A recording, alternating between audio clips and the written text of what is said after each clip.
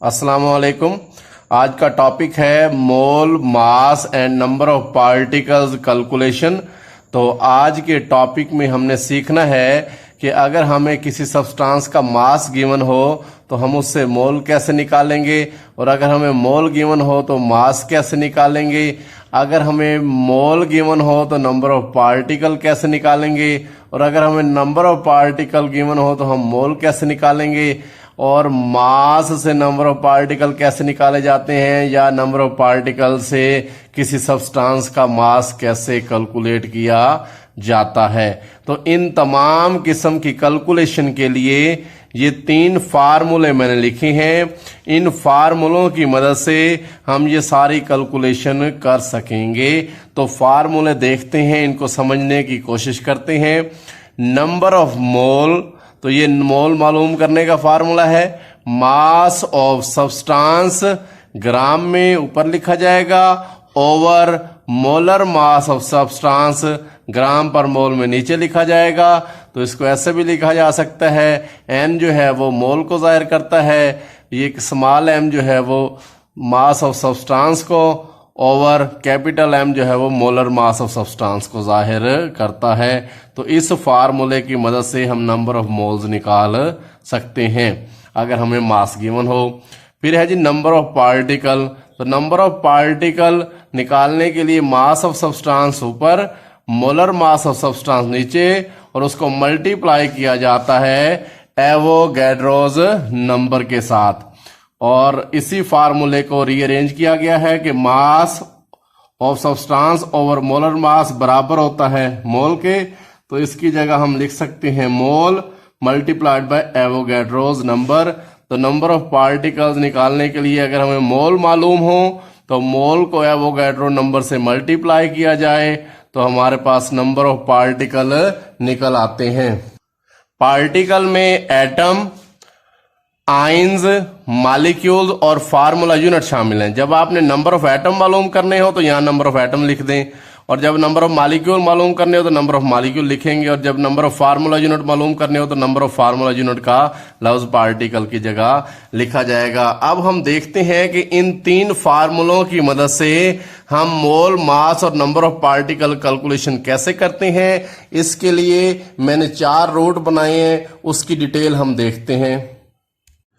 ये 4 रूट बनाए गए हैं जिनकी मदद से हम मोल, मास और नंबर ऑफ पार्टिकल कैलकुलेशन करेंगे। फर्ज करें अगर हमारे पास सब्सटेंस एलिमेंट हो तो हमें मास दिया गया हो तो हमें सबसे पहले नंबर ऑफ मोल कैलकुलेट करने हैं जो फार्मूला पहले बताया गया उसके जरिए, और फिर नंबर ऑफ एटम्स कैलकुलेट करने हैं। तो रूट नंबर 1 के जरिए हम एलिमेंट को उसके मास से मोल में चेंज करेंगे और फिर मोल से नंबर ऑफ एटम्स फाइंड कर लिए जाएंगे। रूट नंबर 2 मॉलिक्यूलर कंपाउंड्स के लिए है। अगर मॉलिक्यूलर कंपाउंड का मास गिवन हो तो मास से मोल कैलकुलेट किया जाएगा जो फार्मूला पहले डिस्कस किया गया है, और फिर मोल से नंबर ऑफ मॉलिक्यूल फाइंड कर लिए जाएंगे, फार्मूला पहले डिस्कस किया गया उसके जरिए। और नंबर ऑफ मॉलिक्यूल मालूम करने के बाद हमें नंबर ऑफ एटम्स भी कैलकुलेट करने पड़ सकते हैं। तो वो भी आगे चल के आपको मिसाल से समझाया जाएगा कि जब नंबर ऑफ मॉलिक्यूल फाइंड कर लिए जाएं तो उसके बाद नंबर ऑफ एटम्स मॉलिक्यूल में कैसे फाइंड किए जाते हैं। इसके अलावा कुछ ऐसे मॉलिक्यूलर कंपाउंड होते हैं जो मॉलिक्यूल की फॉर्म में तो होते हैं लेकिन वो सॉल्वेंट में आयोनाइज हो जाते हैं। तो ऐसे कंपाउंड के लिए पहले तो नंबर ऑफ मॉलिक्यूल मालूम कर लिए जाते हैं, उसके बाद जब वो आयोनाइज हो जाता है तो नंबर ऑफ आयंस भी निकालने पड़ सकते हैं। तो आगे चल के हम देखेंगे कि नंबर ऑफ मॉलिक्यूल मालूम करने के बाद नंबर ऑफ आयंस कैसे पता लगाए जाते हैं। रूट नंबर 3 आयनिक कंपाउंड के लिए है कि अगर हमें आयनिक कंपाउंड का मास गिवन हो तो उससे हम मोल पहले निकालेंगे और मोल निकालने के बाद नंबर ऑफ फार्मूला यूनिट निकाले जाएंगे। जब नंबर ऑफ फार्मूला यूनिट निकाल लिए जाएंगे तो उसके बाद नंबर ऑफ आयंस भी निकालने पड़ सकते हैं, सवाल पूछा जा सकता है। तो हम आगे चल के एग्जाम्पल की मदद से सीखेंगे कि नंबर ऑफ फार्मूला यूनिट निकालने के बाद नंबर ऑफ आयंस कैसे कैलकुलेट किए जाते हैं। उसके बाद रूट नंबर 4 आयनिक स्पीशीज के लिए है कि अगर हमें आयनिक स्पीशीज का मास गिवन हो तो हम उससे मोल निकालेंगे और मोल से नंबर ऑफ आयंस कैलकुलेट कर लेंगे उन फार्मूलों की मदद से जो पहले 3 फार्मूले अभी मैंने डिस्कस किए थे। इन 4 रूट्स को फॉलो करके तमाम किस्म की मोल मास और नंबर ऑफ पार्टिकल कैलकुलेशन की जा सकती है। हमें रूट में इस तरतीब का ख्याल रखना है कि पहले अगर मास दिया है तो मोल निकालें और फिर नंबर ऑफ मॉलिक्यूल निकालें और फिर नंबर ऑफ एटम निकालें। तो इस तरीके से हम इन रूट्स को फॉलो करके ये नंबर ऑफ पार्टिकल, मोल और मास कैलकुलेशन कर सकेंगे। आगे एग्जाम्पल की मदद से एक एक करके तमाम रूट्स को समझने की कोशिश करते हैं। रूट नंबर 1 एलिमेंट्स के लिए है और अगर हमें एलिमेंट का मास गिवन हो तो हम मास से पहले मोल निकालेंगे और फिर मोल निकालने के बाद जो फार्मूले बताए गए हैं उनके जरिए नंबर ऑफ एटम निकाले जाएंगे। या फिर अगर हमें नंबर ऑफ एटम दिए गए हों तो हम मोल निकाल सकते हैं और मोल से मास भी निकाला जा सकता है। हम एग्जाम्पल की मदद से समझने की कोशिश करते हैं। पहला सवाल है calculate the number of mole and number of atom in 0.1 gram of sodium. तो हमें सोडियम का मास दिया गया है एलिमेंट का 0.1 ग्राम, तो हमने नंबर ऑफ मोल भी निकालने हैं और number of atom of sodium भी निकालने हैं। तो मास ऑफ सोडियम गिवन है 0.1 ग्राम, मोलर मास ऑफ सोडियम 23 ग्राम पर मोल होता है। नंबर ऑफ मोल भी फाइंड करने हैं, नंबर ऑफ एटम भी फाइंड करने हैं। तो मोल फाइंड करने का फार्मूला है नंबर ऑफ मोल्स, तो लिखेंगे mass of sodium over molar mass of sodium. तो मास ऑफ सोडियम 0.1 ग्राम है, मोलर मास ऑफ सोडियम 23 ग्राम पर मोल है और इसको हम डिवाइड करेंगे तो जवाब आ जाएगा 0.0043 मोल। तो इस तरीके से सोडियम को मोल निकल आए। जब नंबर ऑफ एटम निकालने हैं तो नंबर ऑफ एटम मालूम करने के लिए फार्मूला है mole multiplied by Avogadro number. Mole find कर चुके हैं, लिखेंगे एवोगैड्रो नंबर से मल्टीप्लाई करेंगे तो हमारे पास सोडियम के नंबर ऑफ एटम आ जाएंगे। तो इस तरीके से हमने मास से नंबर ऑफ एटम निकाले। तो पहले मास से मोल निकाला और फिर मोल से नंबर ऑफ एटम निकाले गए। Example number 2 calculate the mole of 3.0 multiplied by 10⁻23 atom of carbon. तो हमें कार्बन की एटम्स की तादाद बताई गई है, हमने उससे कार्बन के मोल निकालने हैं। तो नंबर ऑफ एटम गिवन है, मोल ऑफ कार्बन हमने निकालने हैं। तो नंबर ऑफ एटम का फार्मूला है mole multiplied bye Avogadro's number. हम इस फार्मूले को करेंगे रीअरेंज। तो जब हम रीअरेंज करेंगे तो मोल ऑफ कार्बन बराबर है number of atom over Avogadro's number. तो हम नंबर ऑफ एटम को एवोगैड्रो नंबर से डिवाइड करेंगे तो हमारे पास यहाँ नंबर ऑफ एटम हमने ये लिख दिए और ये एवोगैड्रो नंबर की वैल्यू आ गई। तो जब नंबर ऑफ एटम को एवोगैड्रो नंबर से डिवाइड किया गया तो मोल ऑफ एलिमेंट यानी मोल ऑफ कार्बन निकल आए। तो इस तरीके से हम जब हमें नंबर ऑफ एटम दिए गए हों तो हम एलिमेंट के मोल भी निकाल सकते हैं रूट नंबर 1 के जरिए। रूट नंबर 2 मॉलिक्यूलर कंपाउंड के लिए है कि अगर मॉलिक्यूलर कंपाउंड का मास हमें गिवन हो तो मास से हम मोल निकालेंगे जो फार्मूला बताया गया था और फिर मोल से नंबर ऑफ मॉलिक्यूल्स निकाल लिए जाएंगे। और बाद सवालात में नंबर ऑफ मॉलिक्यूल्स निकालने के बाद नंबर ऑफ एटम जो मॉलिक्यूल में होते हैं उनको भी फाइंड करना पड़ सकता है। तो ये रूट है। और कुछ मॉलिक्यूलर कंपाउंड ऐसे होते हैं जो हैं तो मॉलिक्यूल की फॉर्म में लेकिन सॉल्वेंट में आयोनाइज होके आयंस बनाते हैं। तो ऐसे क्वेश्चन भी आ सकते हैं कि मॉलिक्यूल फाइंड करने के बाद हमें नंबर ऑफ आयंस निकालने पड़ सकते हैं। ये ऐसे कंपाउंड्स के लिए होता है जो आयोनाइज हो जाते हैं। पहली एग्जांपल में हम मॉलिक्यूल निकालने के बाद नंबर ऑफ एटम्स निकालेंगे और दूसरी एग्जांपल में हम नंबर ऑफ आयंस निकालेंगे मॉलिक्यूल निकालने के बाद। Example number 1, how many molecules in 9 gram of water. तो हमें 9 ग्राम पानी दिया गया है, हमें नंबर ऑफ मॉलिक्यूल्स फाइंड करने हैं। Also calculate hydrogen atom and oxygen atom separately. तो हमें मॉलिक्यूल फाइंड करने के बाद उन मॉलिक्यूल्स में हाइड्रोजन एटम्स को भी अलहदा से कैलकुलेट करना है और ऑक्सीजन एटम को भी अलहदा से कैलकुलेट करना है। देखते हैं तफसील में। मास ऑफ वाटर हमें गिवन है 9 ग्राम। मोलर मास ऑफ वाटर जो है वो फार्मूले से निकलेगा, वो होता है 18 ग्राम पर मोल। तो सबसे पहले हम निकालेंगे नंबर ऑफ मोल्स, जैसे रूट में बताया गया है। नंबर ऑफ मोल्स बराबर होते हैं mass of water over molar mass of water. Mass given है 9 ऊपर लिखेंगे, मोलर मास नीचे लिखेंगे, डिवाइड करेंगे, हमारे पास वाटर के मोल आ जाएंगे। तो इस तरीके से हमने मास से मोल निकाल लिए। जब हमारे पास मोल आ जाएंगे तो हमें निकालने हैं नंबर ऑफ मॉलिक्यूल, जिसका फार्मूला है नंबर ऑफ मॉलिक्यूल बराबर होते हैं मोल मल्टीप्लाइड बाय एवोगैड्रो नंबर। तो मोल यहां हम कैलकुलेट कर चुके हैं, तो यहां नंबर ऑफ मोल लिखेंगे, एवोगैड्रो की वैल्यू लिखेंगे। जब मल्टीप्लाई करेंगे तो हमारे पास number of molecule of water आ जाएंगे। तो इस तरीके से हम मास से नंबर ऑफ मॉलिक्यूल तक पहुंच गए। अब हमने हाइड्रोजन एटम भी मालूम करने हैं और ऑक्सीजन एटम भी मालूम करने हैं। मॉलिक्यूल निकालने के बाद जब एटम्स निकालने हो तो देखा यह जाता है कि एक मॉलिक्यूल में वो एटम कितने हैं। तो जब हम नंबर ऑफ हाइड्रोजन एटम निकालेंगे तो हम देखते हैं कि उसके एक मॉलिक्यूल में 2 हाइड्रोजन एटम हैं। तो जितने मॉलिक्यूल होंगे उतने से 2 को मल्टीप्लाई कर दिया जाएगा, यानी एक मॉलिक्यूल में जितने एटम हैं टोटल नंबर ऑफ मॉलिक्यूल से मल्टीप्लाई कर दिया जाएगा। तो हमारे पास total number of hydrogen atom निकल आएंगे। और नंबर ऑफ ऑक्सीजन एटम निकालने हैं तो हम देखते हैं कि वाटर के एक मॉलिक्यूल में एक ऑक्सीजन एटम है।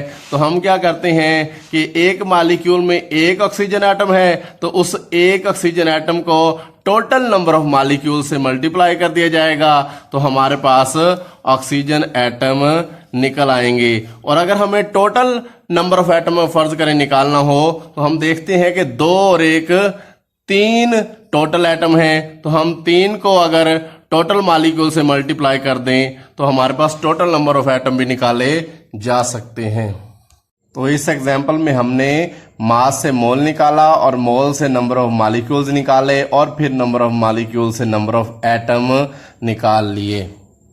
Example number 2, 9.8 gram of H2SO4 dissolve in water. H2SO4 के 9.8 ग्राम को वाटर में डिजॉल्व किया गया है। Calculate number of molecule. तो हमें मास से नंबर ऑफ मॉलिक्यूल फाइंड करने हैं और फिर नंबर ऑफ मॉलिक्यूल फाइंड करने के बाद हमें पॉजिटिव और नेगेटिव आयंस भी फाइंड करने हैं। तो हम देखेंगे कि पहले मास से मोल और मोल से मॉलिक्यूल और फिर मॉलिक्यूल से पॉजिटिव और नेगेटिव आयंस कैसे कैलकुलेट किए जा सकते हैं, एग्जाम्पल की मदद से समझने की कोशिश करते हैं।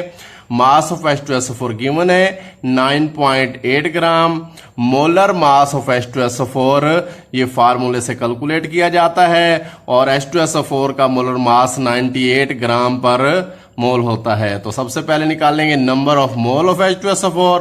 तो लिखा जाएगा mass of H2SO4 over molar mass of H2SO4। तो यहां मास ऑफ H2SO4 लिखा गया 9.8 ग्राम, मोलर मास ऑफ H2SO4 98 ग्राम पर मोल। तो इस तरीके से डिवाइड करने से हमारे पास number of mole of H2SO4 आ गए 0.1 मोल। अब हमने क्या करना है कि हमारे पास यहां नंबर ऑफ मोल आ गए हैं।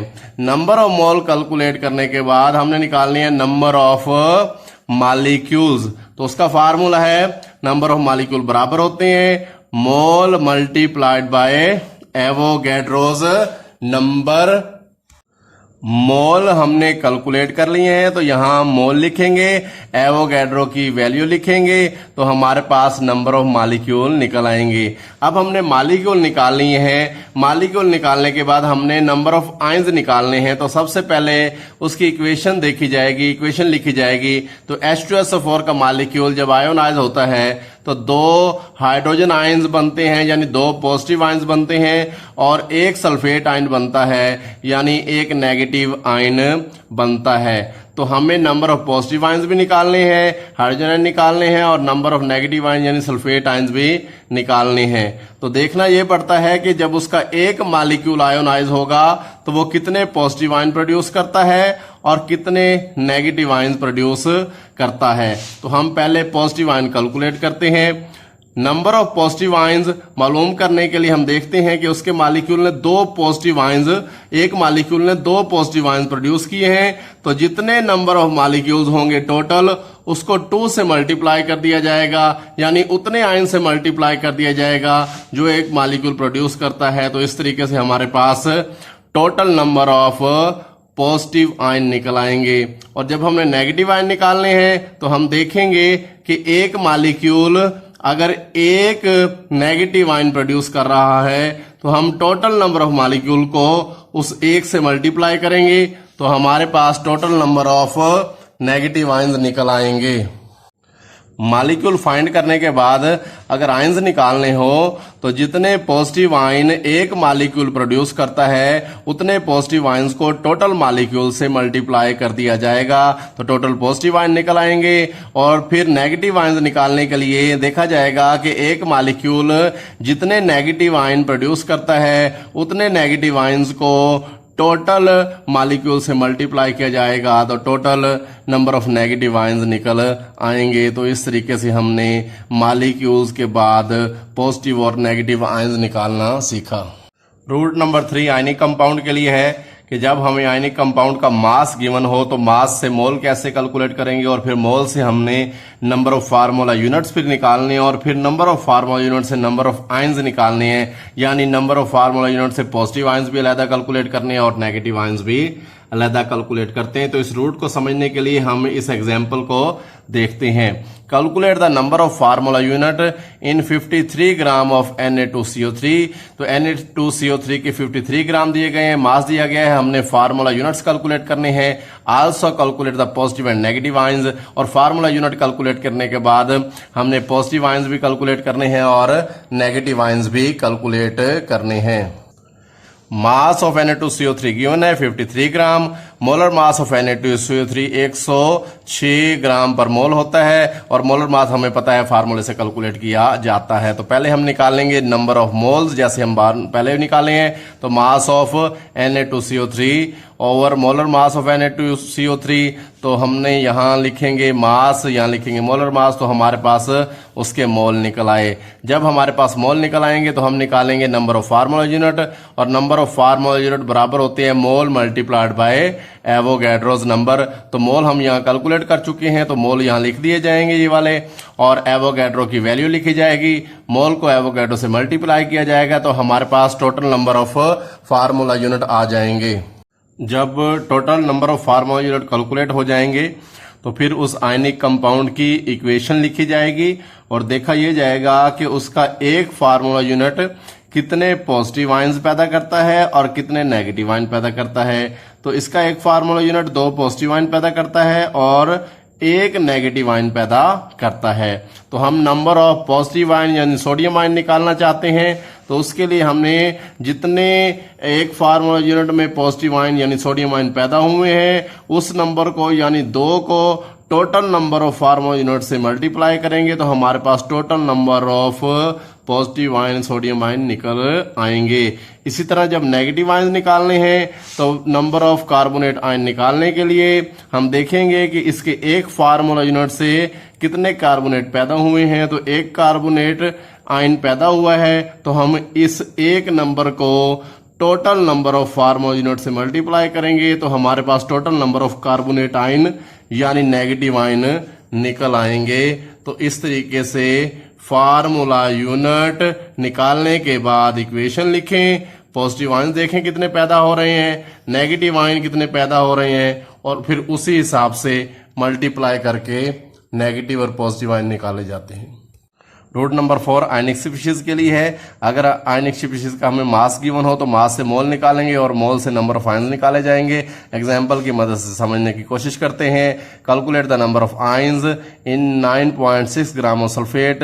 तो सल्फेट के हमें 9.6 ग्राम दिए गए हैं, हमने टोटल नंबर ऑफ आयंस निकालने हैं। तो मास ऑफ सल्फेट हमें गिवन है, मोलर मास ऑफ सल्फेट 96 ग्राम पर मोल होता है, जो कि इसके फार्मूले से निकाला जाएगा। Number of moles, mass of sulphate ऊपर लिखेंगे, मोलर मास ऑफ सल्फेट नीचे लिखेंगे। मास लिखा, मोलर मास लिखा, तो हमारे पास नंबर ऑफ मोल निकल आए। अब नंबर ऑफ सल्फेट आयंस निकालने के लिए मोल को एवोगैड्रो से मल्टीप्लाई करेंगे। तो मोल हमने कैलकुलेट कर चुके हैं, तो यहां लिखेंगे। एवोगैड्रो से मल्टीप्लाई करेंगे तो हमारे पास टोटल नंबर ऑफ आयंस निकल आएंगे। तो इस तरीके से आज हमने 4 रूट के जरिए मास, मोल और नंबर ऑफ पार्टिकल्स की कैलकुलेशन को सीखा। इन रूट को फॉलो करके आप हर किस्म की कैलकुलेशन कर सकते हैं। अल्लाह हाफिज।